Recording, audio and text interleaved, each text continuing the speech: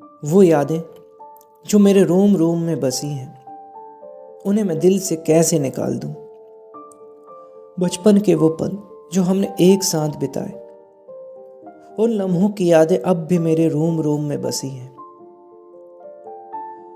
साथ जीने मरने की जो कस्में हमने खाई थी, वो न जाने किस घड़ी का श्राप बन गई हैं। सौरभ की ये बीमारी मुझे अंदर ही अंदर खून की तरह खाने लगी है। पढ़ाई खत्म होते ही मैं भोपाल टीचर ट्रेनिंग पर चली गई। मुझे यकीन था कि मेरे आने की खबर पाकर सौरभ मुझे लेने स्टेशन जरूर आएगा। जब सौरभ को कहीं नहीं पाया तो घर आकर आश्चर्य भरी नजरों से मां से पूछा।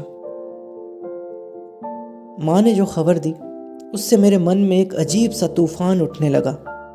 शाम को मैं तैयार होकर सौरभ के घर जा पहुंची तो माँ जी ने बताया कि बीमारी की वजह से पढ़ाई छूट गई है और इलाज चल रहा है।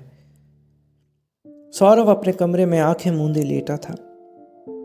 उसे देखकर मुझे रोना आ गया। वो बहुत ही कमजोर हो गया था। माँ जी ने बताया कि डॉक्टर का कहना है कि उसे ठीक होने में वक्त लगेगा।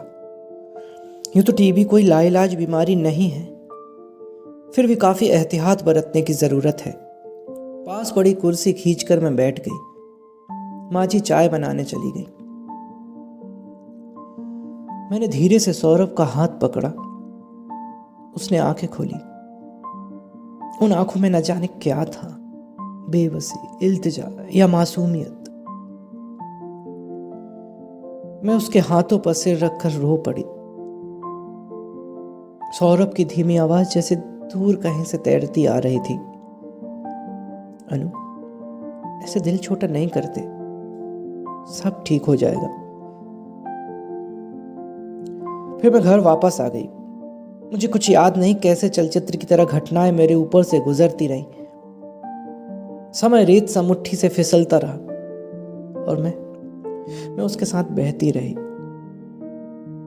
आज जब बीते पलों का लेखा जोखा करने बैठती हूं तो लगता है मैं वहीं की वहीं हूं, बस मील के पत्थर सरकते रहे हैं।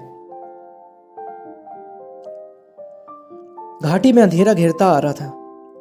पहाड़ी, सन्नाटा, बदन चीरती सरसराती हवा, सब मिलकर कायनात को निगलने लगे हैं। सुधांशु इंजीनियर है, इसी घाटी में पुल का काम चल रहा है, सो हम यहां आ गए हैं। शादी से पहले पिताजी ने मुझसे केवल इतना कहा था कि बेटा, सुधांशु इंजीनियर है, उसके माता पिता नहीं है, केवल एक बहन है जिसका विवाह हो चुका है। तुम उस घर में सुखी रहोगी। सबको जानकर भी मैं क्यों गूंगी बनी रही। कैसी कहती है कि पापा, मैं तो सौरभ को अपना जीवन साथी चुन चुकी हूं। मां सब जानती थी, लेकिन सौरभ तो बीमार था। फिर कोई अपनी बेटी कैसे आग में झोंके। बस बेटी को यूं घुट घुट कर तिल तिल कर जलने के लिए छोड़ दिया। घटनाएं कहाँ रुकती हैं, कभी हंसाती, कभी रुलाती, यादों की टीस छोड़ती, चुपचाप खिसक जाती है। सगाई के बाद एक बार मां से पूछकर सौरभ से मिलने गई।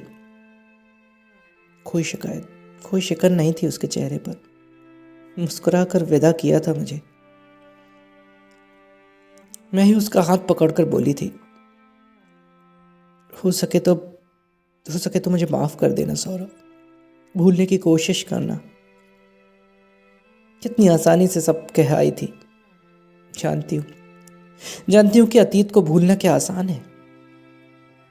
यादें हैं कि साए की तरह चिपकी हैं, साथ डोल रही हैं, हिल रही हैं।